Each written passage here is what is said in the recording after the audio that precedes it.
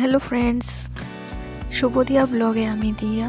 আজ আমি তোমাদের সাথে নিয়ে এসেছি একটা দারুণ মজাদার মিষ্টি রেসিপি। তো সেটা হচ্ছে গোলাপ জামুন। আমরা গোলাপ জামুন তো সবাই পছন্দ করি, আর যদি সেটা হয় আমাদের নিজের হাতের তৈরি তাহলে তো কোনো কথাই নেই। তো চলো দেখে নাও আমরা কিভাবে সেটা ঘরোয়া পদ্ধতি তৈরি করব।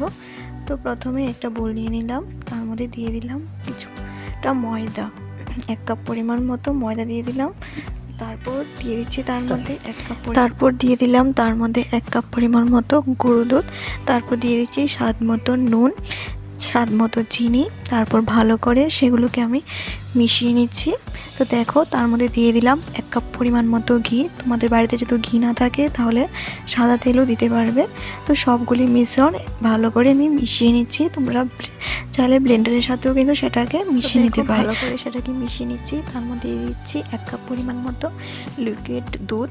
তো সেটাকে আমরা ভালো করে মেখে নেব। তো দেখো আমি কিভাবে সেটাকে মেখে নিচ্ছি। আর তোমরা কিন্তু চ্যানেলটাকে সাবস্ক্রাইব করে দিও।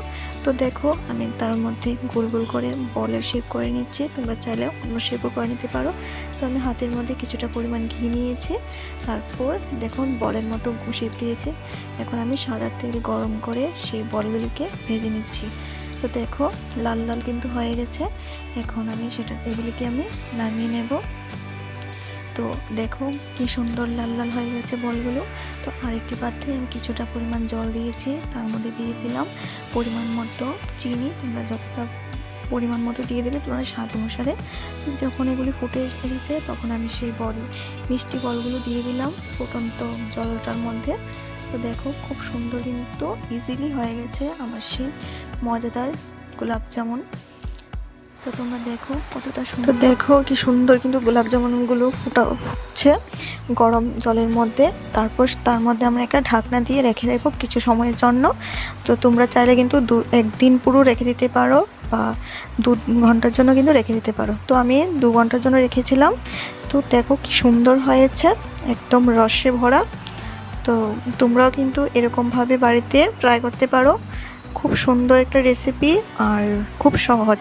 তো দেখো আমি কিন্তু আবারও ঢাকনা দিয়ে রেখে দিচ্ছি কিছু সময়ের জন্য। তো দেখো রেডি হয়ে গেছে আমার মিষ্টি। তো আজকের মতো ভিডিওটা এখানে এন্ড করছি। দেখা হচ্ছে নতুন আরেকটা রেসিপির সাথে। ভালো থেকো, দেখা হচ্ছে নেক্সট অন্য একটা ভিডিওতে।